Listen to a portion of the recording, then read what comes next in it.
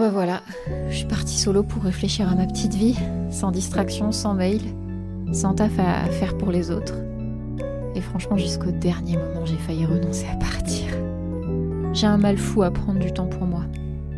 J'ai posé mon chat à l'appart et j'ai filé m'offrir ma première soirée dans un bar qui avait programmé un groupe de jazz.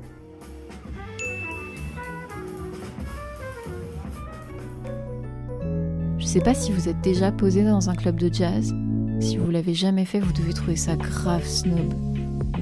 Mais moi, la première fois que j'ai poussé la porte d'un de ces endroits, c'était au Japon, dans une cave reculée, réputée pour être vite remplie de salarymen venus noyer leur journée de taf dans la musique et l'alcool. Je suis arrivée tôt. J'avais peur de pas fitter à l'étiquette. Je me disais, moi j'y connais rien en jazz, je suis incapable de reconnaître des grands noms ou des styles. Enfin, je sais pas, j'aime bien en écouter, mais pour moi, si t'es pas un connaisseur, tu mérites pas d'être là, quoi. Tu mérites pas d'être là. Et c'est rare que ça m'arrive de déconnecter, de pas checker l'heure, de pas prendre mon tel pour parler à un tel ou un tel. Et inconsciemment, j'ai recherché ça de nouveau, ce lâcher prise. Quand je fais ça, je sors de fou de ma zone de confort. Me présenter seule au regard d'inconnus, me sens observée, jugée. Voilà pourquoi je suis à Lille. J'ai quelques idées de projets en tête et ça fait des mois que je me trouve des excuses pour ne pas me poser dessus et les lancer. La peur de me planter, que tout le monde m'observe, qu'on trouve ça nul, qu'on trouve ça cringe, que personne n'en ait rien à foutre, que ça fasse 0 vue, que ça plaise pas. Alors que moi, j'aime bien plaire aux gens, quoi.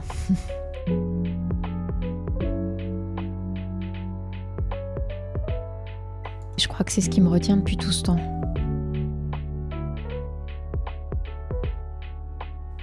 Pourtant sur Twitch, je m'en fous.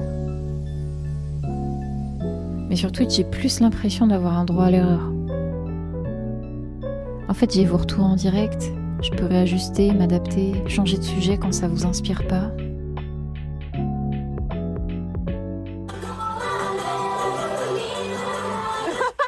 Marie qui dit Nimésia raciste en asiatique, ok, c'est lui, il est non, pitié. Je viens de commencer un coaching avec Fabrice Florent pour questionner un peu mon rapport à l'argent. Et je viens de découvrir qu'un de mes arrière-grands-pères était banquier et qu'il possédait une rue entière d'immeubles à Lille. Apparemment, le gadjo, il aurait fait faillite lors du krach boursier de 33. Ma mère, elle me dit qu'elle a toujours entendu cette histoire pendant toute son enfance et que c'est sans doute ça qui trigger chez elle la peur de manquer. Moi aussi, j'ai toujours peur de manquer. Peur de manquer, que tout s'écroule d'un coup. Mais ça vient pas de là, ça c'est plutôt lié à mon histoire, je vous en parlerai peut-être un jour. Affronter la partie de moi-même qui avait pas envie d'être regardée. Cette fois, j'ai essayé de l'écouter et je me suis rendu compte qu'elle avait du mal à partir d'une page blanche. Notamment, je me suis rendu compte que j'avais jamais imaginé à quoi ma vie pouvait ressembler. Genre, si j'avais aucune limite. Genre, j'ai jamais fait cet exercice-là, mais j'ai fait tomber un ticket par terre. Et j'ai séché. Cool, il me reste une journée pour y réfléchir. Et je me demande ce que c'est là, mon intention, en vous partageant ça, mes remous intérieurs. Peut-être que mon intention, c'est d'être rassurée sur le fait que je suis pas seule, de me sentir connectée dans nos doutes, nos galères, nos découragements. Peut-être que vos retours et vos réponses en story pendant cette semaine, je me reconnais trop dans ce que tu dis. Peut-être que c'est l'impulsion qu'il faut pour écouter la Marie qui rêve de plus grand.